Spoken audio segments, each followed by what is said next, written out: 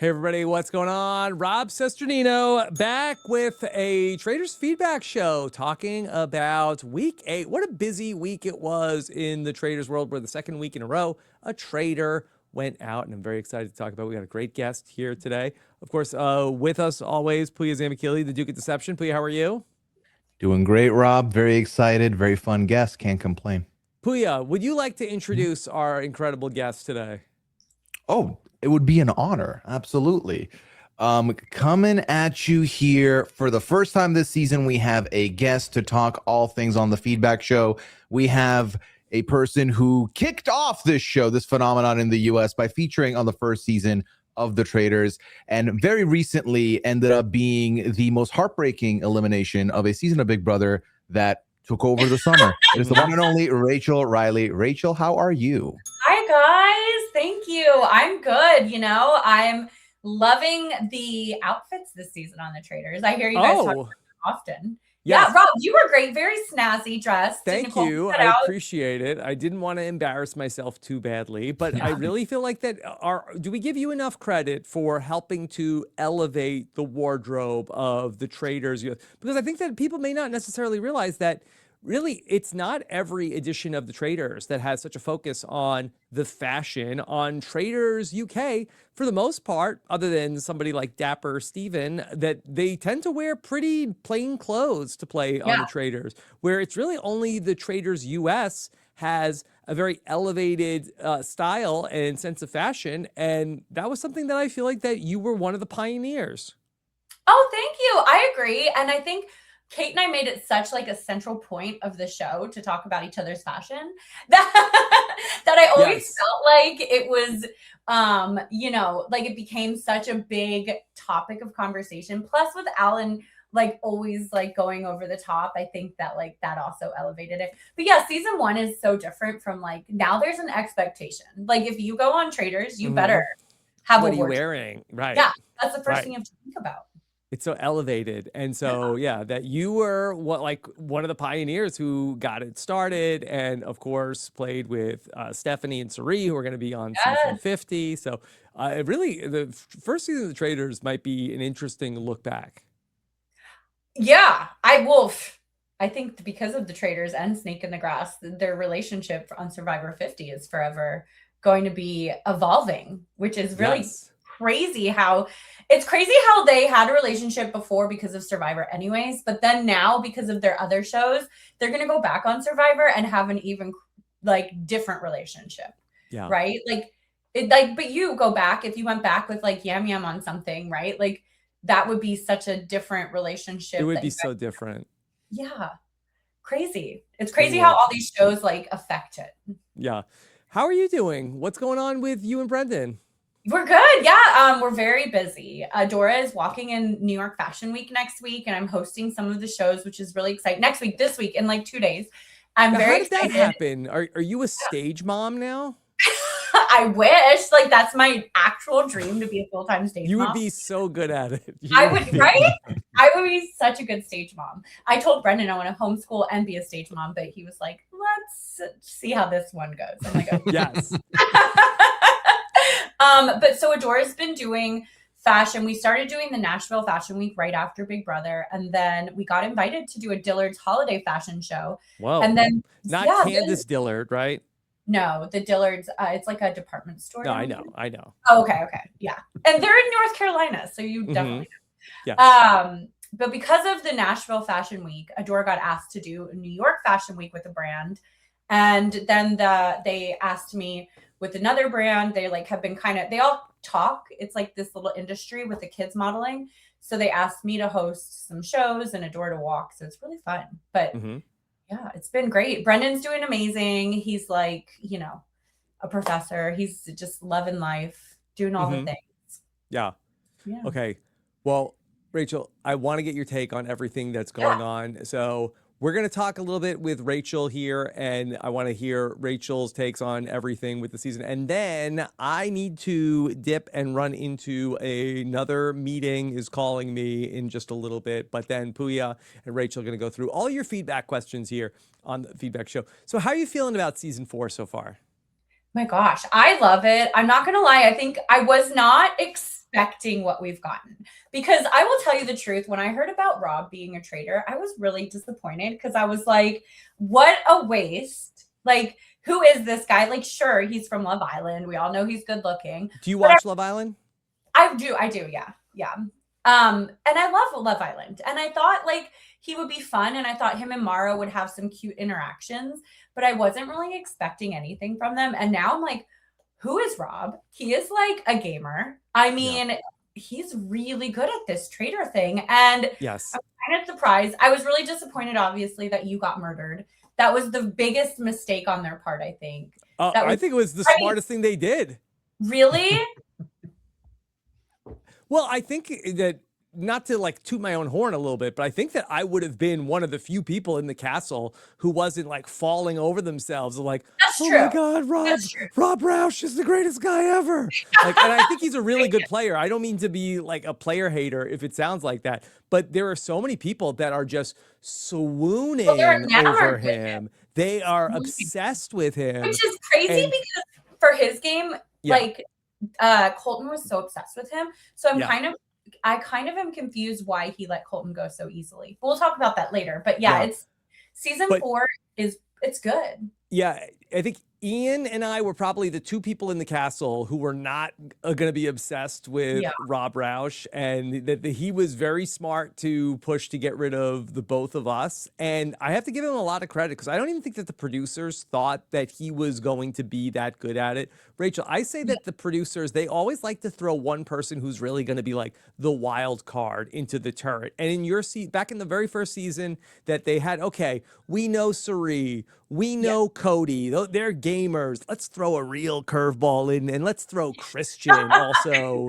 Now they have to deal with that. And I think that they threw him in there feeling like, okay, Lisa's going to be good at this, Candace is going to be good, but how are they going to deal with Rob? He's a loose cannon, and he's been so good. He's been so good. I know. I can't imagine they would have predicted that either. I'm with you. Because even his Alan interview, when Alan interviews you guys, in the beginning, I felt like he wasn't giving answers that were like cold-hearted traitor. It was like, talk to the guy. He would give you nothing. Like, he was eating Oreos and like raiding the fridge. Right? And the rest of them love that. They just think it's adorable. He could eat 20,000 Oreos, and they would think that he was the cutest Oreo eater. It's just, I don't know what it is. Okay. We saw some traitor-on-traitor violence these last 2 weeks. What did you make of Rob versus Candace? I loved it. It was like so perfect, cinematic.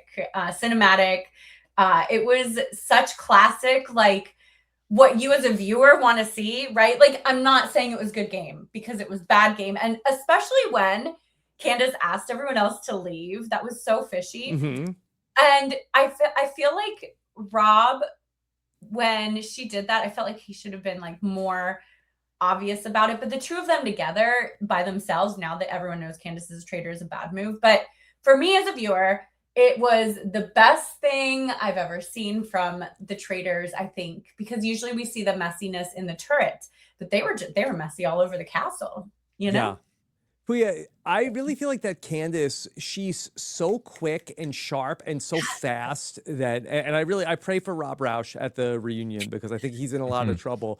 But we never really got to see her go like toe to toe with anybody and that was like as close as we got it in. She had such a good social game, she didn't need to, but if anybody ever attempted to go against her at the round table, I think that she would have chopped them up. I think so too. And I like how she's the one that also has introduced us to this whole new era, which we already knew, but the whole thing about the housewives won't vote against other housewives and housewives won't go against housewives. I felt like I already knew that, but now I think it's going to change their game going forward. How so? How do you think it's going to be different? Well, because, like seasons 1 through 3, it was very heavy gamer focused. Like the gamers, we dominated it. It was like, you knew that you kind of had to get out the gamers. It was only a matter of time, especially with season 4, which is why I think they've gotten out the gamers so quickly. Now I think people are going to realize that you can't have the housewives all in together, because they're never going to go against each other. They're not going to vote each other out. It's almost like having a bunch of besties in there you know, in an unnamed alliance, it doesn't matter if they're traitor or faithful or whatever, they're just not going to turn on each other. You know, I would push back against that a little bit respectfully in that they kind of did go after each other, where that we saw Lisa voted for Portia, and maybe it was like such a that it was, hey, what are you doing? I can't believe you voted for a housewife. But we saw 2 housewives in the turret, then they killed Caroline. So they did kind of cannibalize each other, but I do think it raises eyebrows at the round table anytime a housewife would vote for one of the other housewives. Yes. That's true. I guess you're right. Because like I always forget about Carolyn. So I feel like, yeah, I guess it is true. They do go, and last season they kind of like cannibalized a little bit too. And even with Phaedra, she got, you know, she had to cannibalize the housewives a little bit. So maybe, well, we'll see. We'll see what happens. Because I still feel like I wouldn't keep all the housewives in there together. You know? Yeah. I feel like what we have seen a lot is people lump in the quote unquote gamers all into a group. Yes.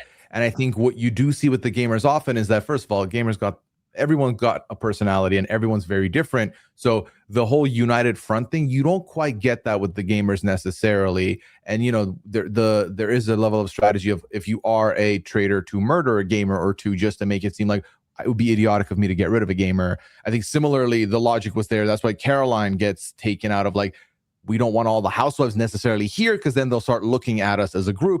But I do think that one thing the housewives have shown to do more than any other subgroup on the show is the lack of willingness to want to vote for each other, or maybe it's more of a stereotype that's been put on them, so to speak. Because I do think that when people do vote for a housewife, people are immediately like, that's a red flag. So, for example, I do not think anyone's going to look at Dorinda for voting Candace here. But then in the first vote out, when Lisa goes Portia, that's something that they're going to put on their microscope and really push later on. So I think it's going to evolve from here. But yes, if I'm on season 5 and I see 5 housewives, I'd be like, there can't be 5 housewives. Yeah.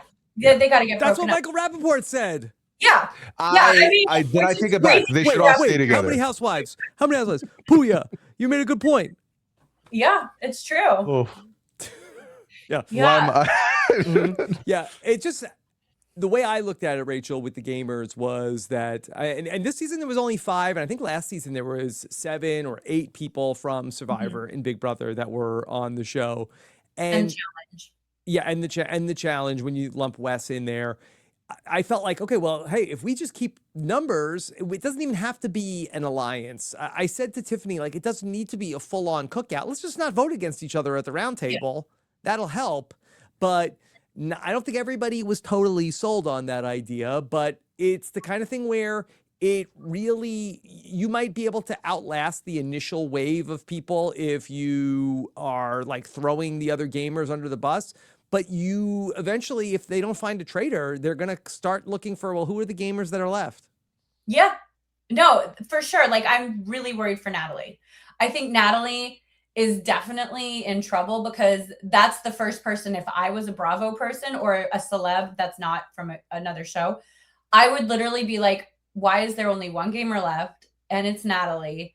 That doesn't make sense. You know what I mean? Like, I think she's going to be in trouble for that reason. Rachel. Now, did Rob recruit the right person? Because it blows my mind that of all the people, Eric, like, I just don't see that. Like, why did he do that? But maybe I'm missing something. To me, it's reading like he doesn't want to solo this. Eric is someone that he could work with.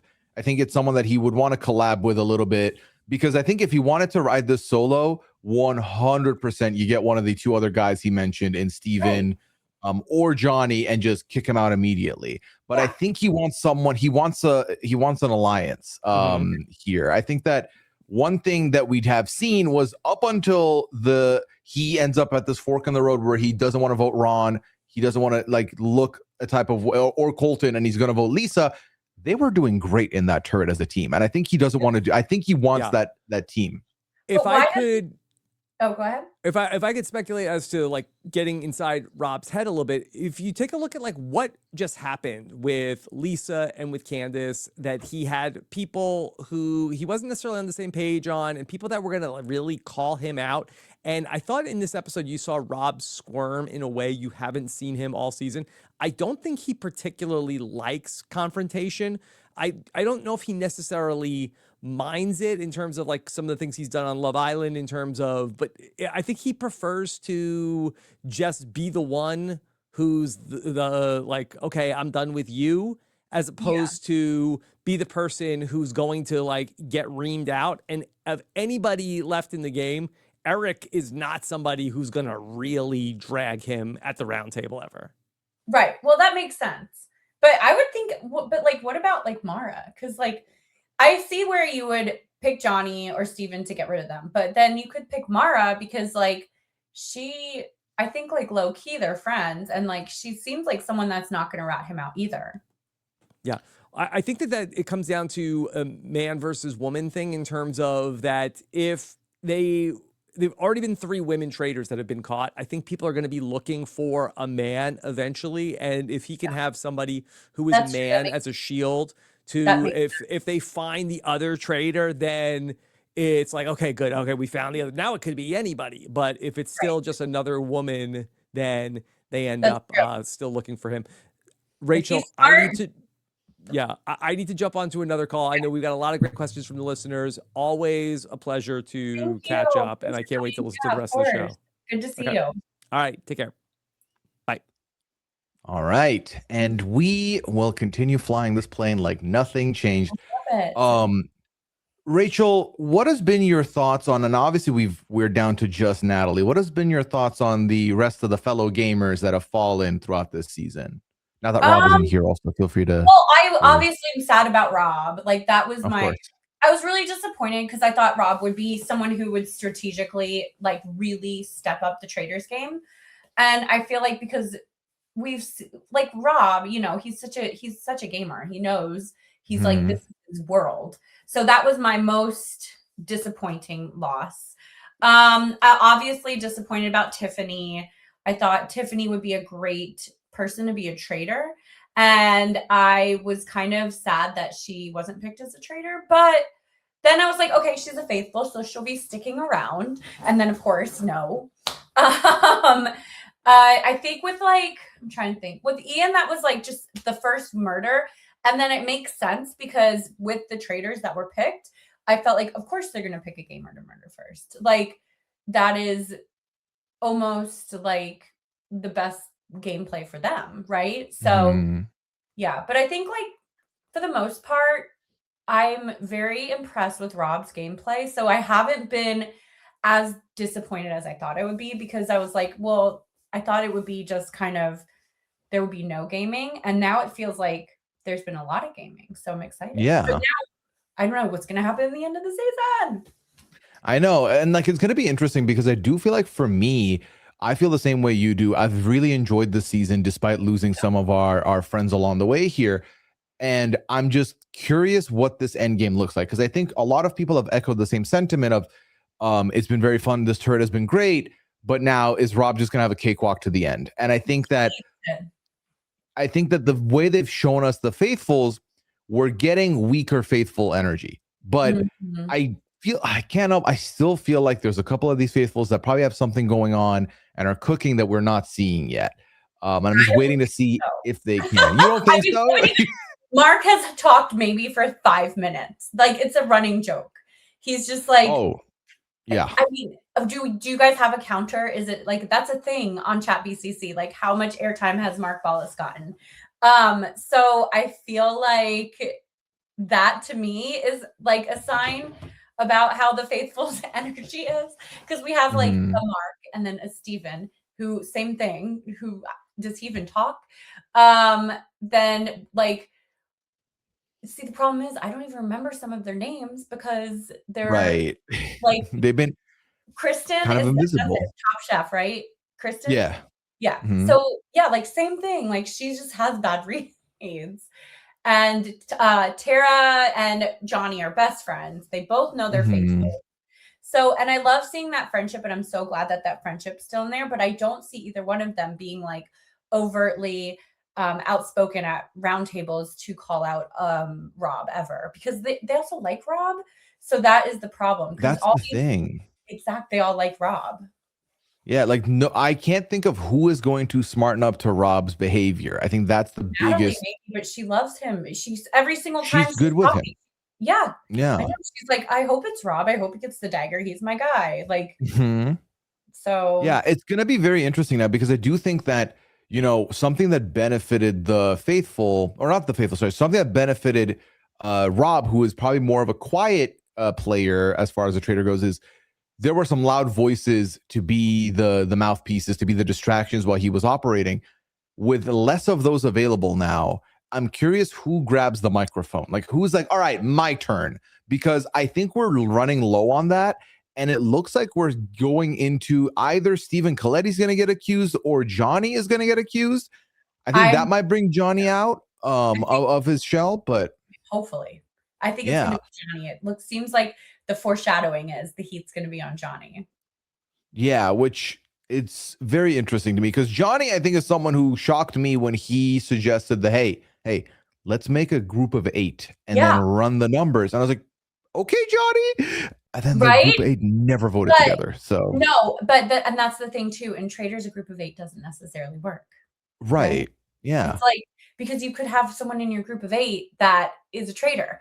So the problem is that they're all like, they're not playing the Traitors game, and they're not playing a gamer's game. So I think that we really do need like an actual gamer in there to kind of like move the action along, because with a group of 8, you're never, I mean, what's the point, you know? But I don't know. We'll see what happens. I mean, Johnny could get on, like, he could get called out, and then he could come out of his shell, like you said, and then he could get more like outspoken and more focused on trying to find a traitor. And I think that would be more interesting. But some of the other people, I just don't know. I don't really see them going after.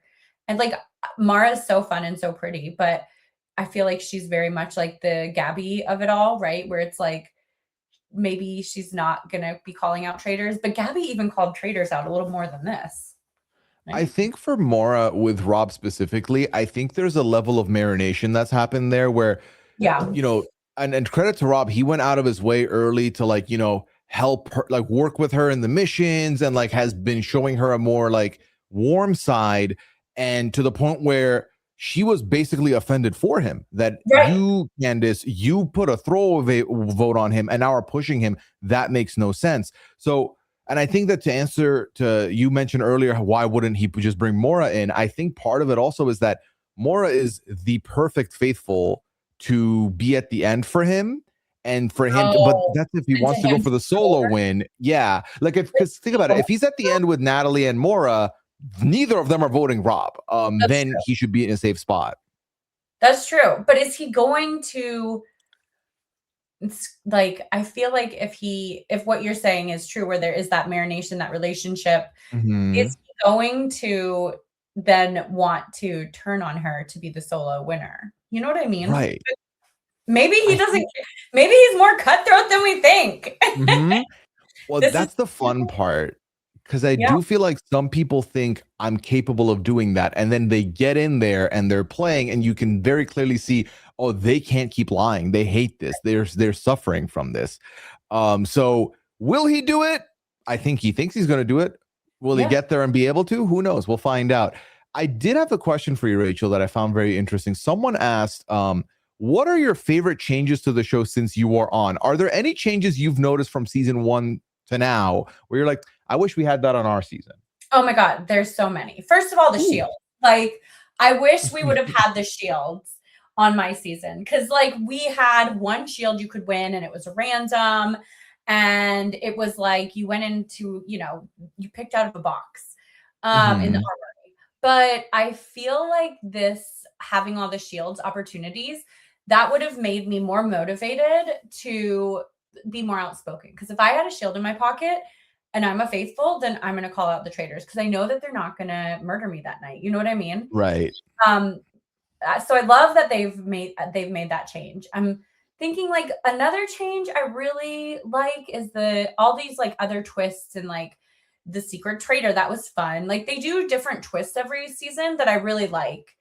That are just kind of fun, a fun addition to the game. Now, as far as the actual way that Traitors is played, I think it has evolved even since my seasons. And I remember like everyone got so mad at me for being a gamer season 1. They're like, well, this is a game. You remember? Like it was crazy. I got like, that's why I went home. This is just a game to you. Okay. But now people like take it like it's just a game. So they're playing it like more like it's a game. So I love that too. It was just fun. It's really evolved into this fun, campy, like theatrical show that you just enjoy watching because you know that it's just, you know what to expect. It's just a fun experience of like an hour, 3 hours. I wish they would have, sometimes I really want to see 2 episodes, but then sometimes I'm like, oh, I don't want to see all the episodes drop at once. You know what I mean? Yeah. I think for me, the number one thing I wish your season had as a viewer, of course, is I wish it wasn't a immediate everything dropped in one day, because I think it would have been so much fun for us to have discourse about your season throughout the course of like 2 months versus within a week, people had either seen it already or had seen the results and did not, explore it further. I know. Yeah. So I wonder if they dropped it all just because they got that initial buzz and everyone like talking about it and everyone wanted to download Peacock because it was just such the only thing everybody was talking about. But like even you guys, like I remember the drop. I think what you guys like did all the episodes in one day or something, right? We went wild with it. We watched an episode, then would come in and record the podcast, then go back and watch the next episode, then come back and record the next podcast. We made it a whole event out of it, which was a lot of fun, very memorable.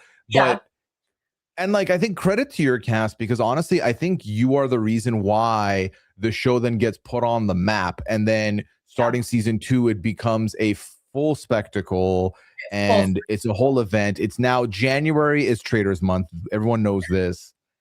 And it wouldn't happen if not for a fire first season. So that's true. I think you're right. And I think that we got everything that you could have dreamed of the first season. And then now it's become such a different show, but it's also like you get, because of first season, you get the other stuff. So I'm hoping they'll do an All-Stars. That's the rumor, but we'll see. It is the rumor. Yeah. Well, would you like to talk about some names potentially? I think that'll be fun. If I'm not going to put you in the spot and be like, hey, let's cast the whole season right now, because that would be, we don't want your threat level to change or nothing like that. We don't want any of that. I guess I would ask you this. Is there any, because I think a lot of people would immediately say, hey, Rachel, Kate, put them on from season 1. Are there any names from season 1 that you would like to have be in the conversation? I think Michael would be really fun because he was such a big personality and he was a newbie, right? But for him to be able to like, have a voice at the table with all of these reality stars with big voices, I think that was like impressive. And he was a big personality from that season. Andy was fun from season 1. I would love if they did it again. I don't know. I mean, I would love Stephanie, of course, right? She's my girl. Like, I would love to do it with her. And Cirie would be fun too. But Cirie was a traitor and Cirie won. So it's like, do we cast Cirie again? Cirie had such an epic story. So it's like almost yes. But then it's also like, I don't know, because she's, was a traitor and she won. But you know what would be fun? What I would want to see Cirie on? I would love if they did an international crossover season. Yes. And they had Cirie on against like this Rachel girl from the UK. Like she's really like cutthroat. Like some of these other people, like these other players that are pretty cutthroat from the other seasons, from the other franchises. I would love to see crossover between like having the, New Zealand and Australia traitors and UK traitors, and just all the traitors. It would be fun. That would be dream casting for me, to sit there and talk about who should be on an international All-Stars, because there are so many. and like they're very different personalities, and putting them all together, and they might not all know each other either, which could be very intriguing for me. Like, I would assume that they wouldn't know each other, and I would assume that unless you're a big Traitors fan after watching the show and you've watched the other franchises, you might not even have seen how the other people played. Sign me up. I'm all in. Right? Me too. Me too. Yes. Well, speaking of casting, someone wanted to know and said, does Rachel have any casting advice for folks applying for the civilian season? Now, we found out this year in the fall, we're going to get a brand new season of The Traitors on NBC, I believe. Only civilians on that show is open for casting right now, all the way to, I think, March. So, Rachel, you have experience both being on the show with doing, working in this department. What's your advice to the hopefuls out there? Well, the biggest thing I would say is that besides having big energy and being a fan of the show, because those are important things, I would say to go in and talk about your like sleuthing skills. And I know that that's a silly thing to say, but like, I think they want to know, from what I've been told from other people that are like actually working on the show, is that they want to know people aren't just going to go in and try to play Big Brother on the Traitors. They want to know that, like, yes, exactly. So they want to know that they're like there for the Traitors. They're like they're gonna find a traitor, because that's the idea of the show, right? They want to make sure people are there to like sniff out a traitor, not to like, maybe have alliances or whatever. They just want to make sure that they are playing the Traitors game. Yeah, and I think that, this is something we talked about a lot during season 2, and even when Johnny's 8-person alliance comes up, I was like, this isn't like, you can't play this like those other games, because ultimately this isn't a situation where you can win at the end if you do not figure out who the traitor is. At its core, yes, voting out a faithful can get you further, but if you're at the end with a traitor, none of that matters, and you don't know who is a traitor. So you have to put some detective work forward, otherwise you're doing nothing. Like, you're just not good. 100%. Yeah. And also, like, at the end of the day, I put this in chat BCC all the time. Like, do people care about the challenges on the show anymore? Because I remember thinking it was such a big deal on my season, on season 1, because we didn't know how the game was really played and we didn't really understand it. So I thought like the money was so important, but the truth is like, it's really not. Because again, at the people that will care about that, the money the most, is a traitor, because the traitors are there will be a traitor likely until most of the end of the game, right? Like, they're going to keep recruiting. They're going to keep doing this stuff. There will be a traitor. So you're going to have to get rid of that traitor eventually. So if you're faithful, your job during these missions shouldn't even be worrying about the money. It needs to be worrying about seeing who is worried about the money. Who's being very keen and looking at them. Yeah.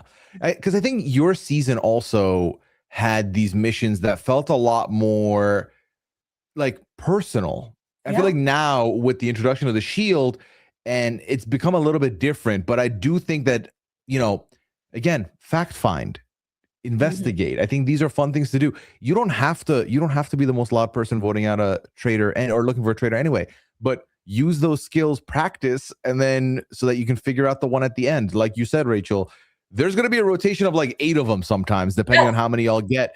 So just keep practicing so that when you do get to like the end game, you can find the one that you need to find the most. Exactly. 100%. Yeah. And then win. Easy enough. Yeah, right. Exactly. Rachel, the people would like to know who from your last season of Big Brother would make the best traitor. Not be on the show, just make the best traitor. Who has the skills to be deceptive? The skills to be deceptive. Wow. Well, I say this like not even, and people are going to be like, oh, Rachel said coming at this person. No, but like the skills to be deceptive, Vince. Like, I feel like he probably would be a good traitor. And I'm not saying he would even be entertaining on the show, but it's, as far as skills to be a good traitor, he would be a good traitor. And I'm not saying that in any like personal way at all, just like how he plays games. That is it. But who do I want to see on the show? Like, I would love, like, I mean, I have so many friends from last season, like, Morgan. I think Ashley would be fun. I think Jimmy would be fun. to see on the show. People that will like definitely be outspoken and have a good time with it. That was the other thing that the casting team told me. They're looking for people that are very outspoken because they want to make sure people talk up at roundtables, speak up. Of course, yeah. So, like you said, give the energy when you're making your video. Like, yes, yeah, exactly. Make sure you don't hold back, and if you're like on a Zoom or on a phone call with people, make sure that you are, letting them know that you will tell it how it is or what you think how it is, right? Yeah. Now, a personal question from me. This is not on the form here. Brendan, when do we see Brendan on the show? Would you like to see Brendan on the show? I would love to see Brendan on the show. He would be fun. And I think more than anything, I think Brendan would be a really good faithful. Like, he wants to go in and be a traitor, of course, but I think he would be a really good faithful. I would love to see him on the show. I think he would do great at the missions. I think he would make great friends with everyone. My prediction is like he ends up being the goofy, silly guy that has like, he's very smart. So when he goes to roundtables, he's going to have like very smart statements about why people are traitors. And I feel like he's going to have bad reads. A little bit of shade, but I think he's going to have bad reads. So he's going to be loud and wrong, is what you're telling me. Exactly. But smart about it. Very smart. Like tactical and wrong. Right. Oh, totally wrong. Like yesterday you were talking to Lisa and Lisa is a traitor. And I saw you guys in the room and I could tell you were talking about something, but it's going to be totally wrong. But like have a very thought out scientific reason behind why this person is a traitor. Well, speaking of traitors here, this is a question about Eric. So Eric, we saw at the end of last episode, is the person that is going to get blackmailed. Whether, an invite to the turret or you say no and get die. murdered. Yeah. Do you think there's a world where Eric says no to be no, absolutely not. Because given that situation, he's thinking, well, you don't have the option. I mean, unless you are just done with the show in general and you're just not having a good time, like who's going to say no? You don't have an option anyways. But even being recruited by the traitors without being blackmailed, I couldn't imagine someone saying no. Like when Peter did, it was like very surprising, but it was Peter that did that, right? On season 2? He said no. Yeah, he did say no. Right. And we were like, what are you doing? Right. We were all like in shock. And yeah. when he did that, that was surprising. But then we've seen what people that don't even have the option. So it's like, I can't imagine anyone even saying no without the option. Because like what, yeah. So you like just want to die? You just want to leave the show? Like what's going on? Yeah, I've said this on the recap and I'll say it here just in case anyone didn't watch the recap. Without spoiling it, in one season, in one of the many franchises I've watched, one season, someone did say no and knew they were going to die as a result and just leaves. And it's very unexpected to see that ever happen because, again, you're just exiting the game for no reason, no benefit to yourself. So I'm assuming he'll say no, but I'm assuming he'll say yes, but of all people on this cast, Rachel, if there's one person I'm a little bit like I could see him maybe saying no, it is Eric. So I'm really hoping. I'm gonna be pissed. I'm gonna be pissed if he says no. I'd be irritated with him. So I hope he doesn't, because I think it'll be fun to see him play a traitor. It would be fun to see him be a traitor, and I loved his face that he made. He was just like, "What?" Like so in shock. It was amazing. So I think, I'm pretty sure he's gonna say yes. I'm pretty sure they're gonna go in for a murder, and I think that he is going to have so many, he's going to oppose Rob's decision so much because he's not going to want to murder his friends. So I really think they're going to have a hard time coming to a one murder a night. Cause it's going to be like, let's do this. No, I don't think so. And I feel like Eric's going to overthink it a lot. Yeah. Cause I hope he does. Oh, that'll be more fun for us if there's a lot of overthinking and a lot of gymnastics. Exactly. Yeah, because like we broke it down. It was like, okay, so if they're trying to keep as many of the men out because their assumption is that the pendulum's going to shift to, all right, there's got to be a man in the turret, then they're going to look at potentially murdering a woman here. But then Kristen's safe. She has the shield. He's not going to want Maura out. Natalie's probably going to end up, like, it really ended up being, is it just Tara? But then he wouldn't want Tara because if they're going to frame Johnny, Tara going out is the worst decision. So they don't have a lot of options for this one. I'm really curious who they're going to murder. I think it will be, I think there's a good chance it's Natalie, but I feel like Rob would be amiss to get rid of Natalie because she's so like believes in him and as a faithful so much. Yeah. So that would be not a good game move for him. But he got rid of Colton, and Colton was obsessed with him too. So maybe he's just, but I don't know. Colton seemed like a troublemaker. He seemed like he would have eventually targeted Rob because he's like such a wild card. You know what I mean? Yeah, like it's so amazing to me, a world we live in where it genuinely was the best move for Rob's game for Colton to get murdered. Yeah, 100%. It just worked out real nice for him. Yeah. I have one more question for you here, Rachel, and this might not be really a game question or a strategic one. It's just more of a morbid curiosity question. Let's talk about breakfast. Let's talk about breakfast and this infatuation with the salmon. Can you speak on that? Can you enlighten me? He didn't have salmon. So like if I had salmon, I would have been so obsessed with it. Like you don't understand. you go there and you're kind of hungry anyways, but like when you see this like breakfast just in front of you and like cuz you're anticipating it, you're thinking about it all morning, you're going to go out, you don't know what group you're going in. So like for you, you're just thinking about everything that's going to be there. There's toast, there's tea, there's coffee. There's like, for me, we didn't have salmon. So we had like eggs and pastries, but you're just thinking about going to breakfast and sitting down and what you're going to grab. And so, yeah, if we had salmon, I think I would have been super obsessed. I probably would have been really mad at someone if they ate the last piece of salmon. Oh, do you know what's funny? This is a totally side note, but it's very funny because I watched a TikTok. I can't remember who made it, but it was about the salmon. And it was like, the people are more likely on the US version to murder someone because they're eating all the salmon than any of the other versions. They're like, they only go for traitors, right? Absolutely. That's yeah, they're like, if you eat the salmon, you're murdered. You're done. the salmon had more camera time this season than Mark Ballas has. Like, truly. Exactly. Bless him, but there's been more. I've seen more pieces of salmon than Mark Ballas confessionals. Let's just put it that way. Literally. Yeah. Rachel, let me get some predictions from you here before we wrap up.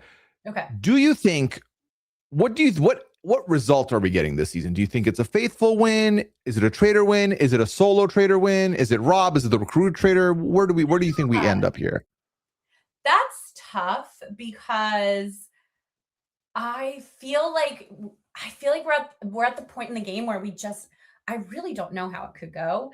But I think if it's been going how it's going to go, I would say 100% Rob, solo traitor, gonna win. But now with Rob because he's kind of the only gamer, but everyone loves him. There's no, target on him. I think he's safe. I think Eric is probably a really bad traitor. And I think Eric gets out and spoils himself as a traitor before Rob does. And then Rob is like, hands in the air. Oh no, had no idea kind of deal, right? Then people believe Rob more as a faithful. So there's that whole avenue. But then there's also the whole, like, Eric is such a bad traitor that he like accidentally like spoils Rob being a traitor too, like says something. Last night, Rob, something dumb. I don't know. I guess we'll have to find out. We'll see. We'll have to find out. Yeah. I don't know. It could go either way. I hate saying that. I want to have a good prediction, but I feel like if I would have been asked at a cliffhanger, would Rob recruit? Who's Rob going to recruit? I would have said Rob's winning. But now that he recruited Eric, it's like, we'll see. We'll see. That combined with, there's no world that I can see where no one, whether it's this episode, the next one, where someone's not going to be like, wasn't it weird that the traitor voted for Rob twice? Right. Should we look at that? Like, surely someone, like, that's a card left on the floor. Surely you look at it. You have So to. And the fact that Candace had what hinky vote, and she's the only person ever to, it's just like, for me, that would have been the biggest red flag. Candace's vote. Candace is a traitor. Candace says that she went after Rob and then changed her whole story during the roundtable. It's just too much to not have any suspicion on him. But then again, we're dealing with people, you know, I mean, who knows what these faithfuls are thinking? They just, I don't know if they're, what game they're playing. right. Yeah. And I think that, you know, it's like they're all saying the stuff out loud, but I don't think they're clocking it in the whole, you know, Candace was so calculated, so good, so smart, but it doesn't make sense that she had a throwaway vote. It's like, well, then if she's smart, piece it together. Why would she push this person's name? And then she was a traitor. Like, I think, again, I'm just, I know that this season especially has made us kind of doubt our faithfuls. I have to imagine someone's going to piece it together. Okay, so here's my prediction. Someone's going to figure this out. Someone's going to solve the puzzle. Will they have enough sway and outgoingness to successfully get him out? That's the question. That's a great question. Because once someone does solve the puzzle, if they don't have the sway and our traitor doesn't go, then then that person gets murdered, or that person gets murdered and then they say it's obviously not me, because that would be too obvious, the blame game, right? Yeah.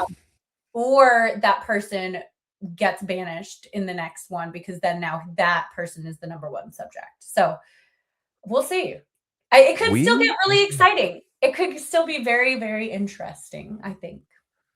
I think so. I think there's still a lot of potential for this endgame. I think one thing is for certain. People who thought it was going to be a cakewalk and just an easy finish, I do not think that's what we're getting here. Even if we do end the season with a Rob win, I think it will be a bumpy ride to that point. So I'm intrigued. Rachel, thank you so much for giving us your time. This has been absolutely delightful. This is so fun.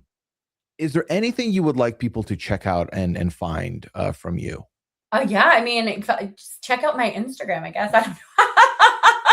I mean, I don't know. Like, I just filmed a movie that I'll be posting information about that.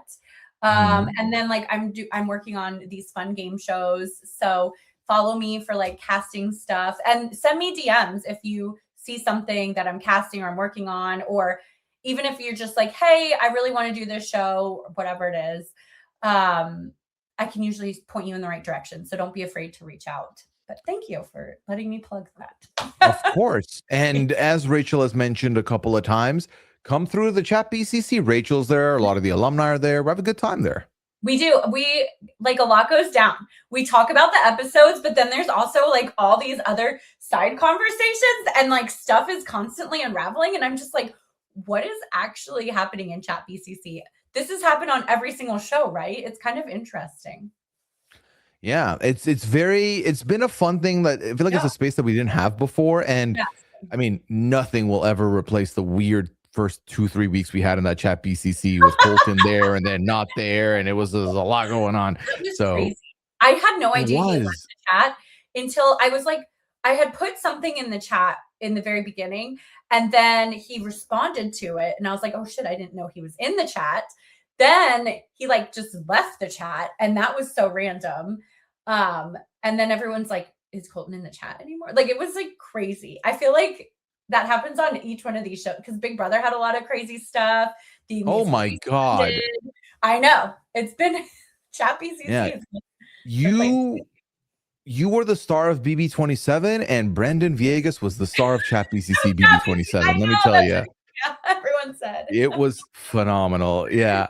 Well, Rachel, thank you so much. I do appreciate you being here. As y'all already know, we'll be back on Thursday with another recap, myself and Rob, after the episode. And be on the lookout for feedback for all the interviews. Just make sure you're subscribed. We Know Traitors over here on RHAP. Take care. I will catch you next time. Have a good one.